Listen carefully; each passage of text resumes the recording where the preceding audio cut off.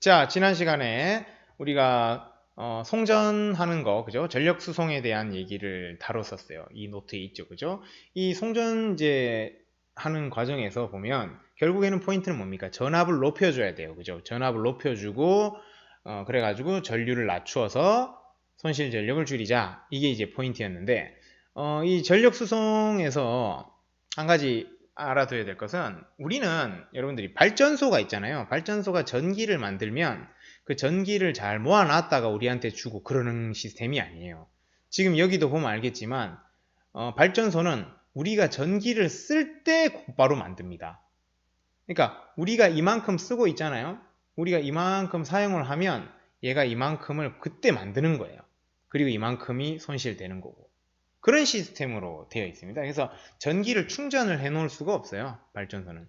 그래서 여러분들은 그런 생각 하죠. 그죠? 아, 여름에 왜 이렇게 그 발전소가 과부하가 걸린다고 그러지?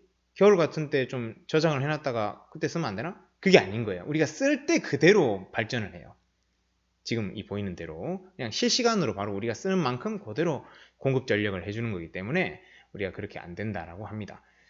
뭐 어쨌든 손실 전력을 줄이는 이야기를 했었는데 그러면 전압을 높여야 된다며요. 그죠? 그럼 전압을 높이려면 높였다 이거예요. 근데 우리 집에 와서는 어떻게 돼야 됩니까?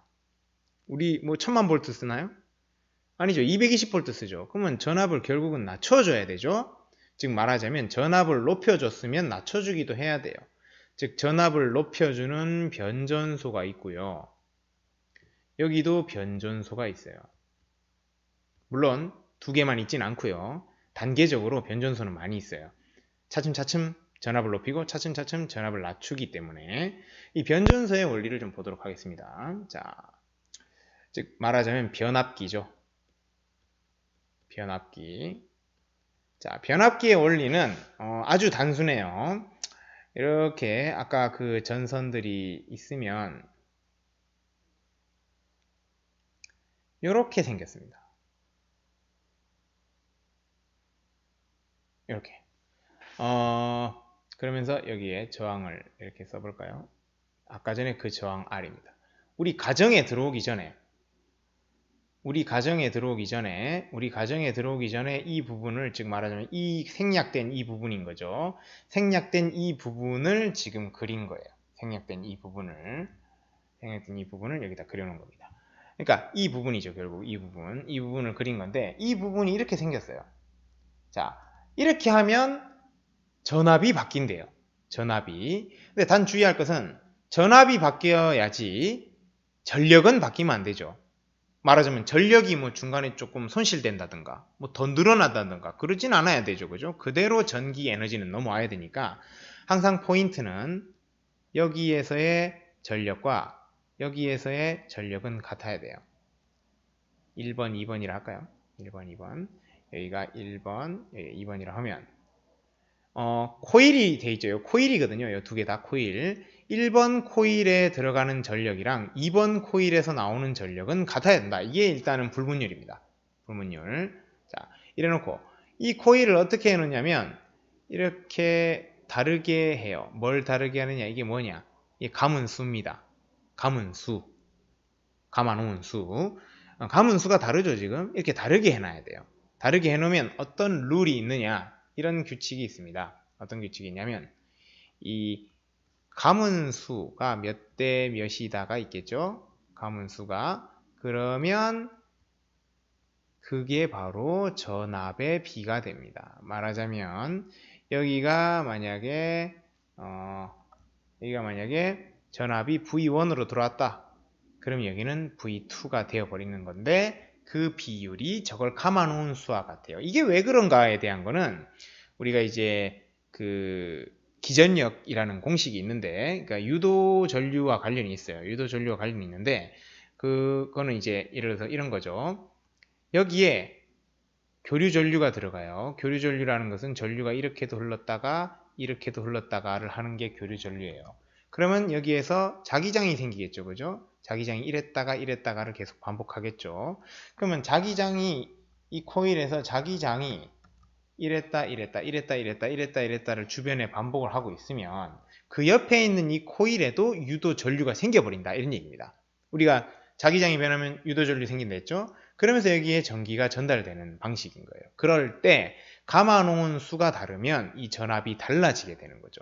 왜냐하면 이게 기전력 전압 공식이 감은 수에다가 시간당 자속 변화율이라고 하는데 이게 지금 이 두 녀석이 같아요. 그러다 보니까 감은 수가 누구냐 얼마냐에 따라서 전압이 결정되는 방식이 되거든요. 그건 뭐 좀 어려운 얘기죠, 그죠? 넘어가도록 하죠. 그건 넘어가고 우리는 이 몇 대 몇이다, 즉 감아놓은 수만큼 전압이 된다만 기억하면 돼요.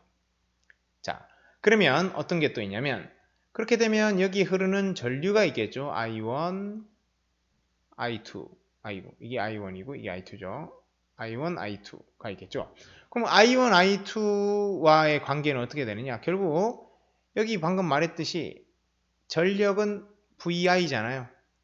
그 V1, I1 그 다음에 여기도 V2, I2가 같다. 이렇게 두면 되는 거예요. 특히 지금 이 오른쪽을 보면 R 하나 있죠. 저항 하나 있죠. 저항 한 놈이 전력 다 쓸 거 아니에요. 공급된 전력을. 여기서 넘어온 전력을. 그래서 저놈이 쓰는 전력이라고 해도 돼요. I2의 제곱 R.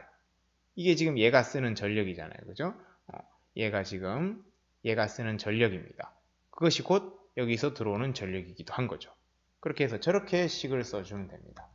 그래서 포인트는 일단 이거예요. 둘이가 전력이 똑같은 양이 넘어간다.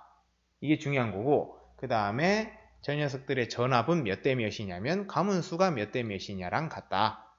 이렇게 생각해 주면 됩니다. 그래서 문제 하나 예시로 풀어볼게요. 예를 들어서 얘가 200번을 감고 얘가 50번을 감았다 칩시다. 그리고 얘가 400V라고 할까요? 400V라고 하고 이 저항이 100ohm이라고 합시다.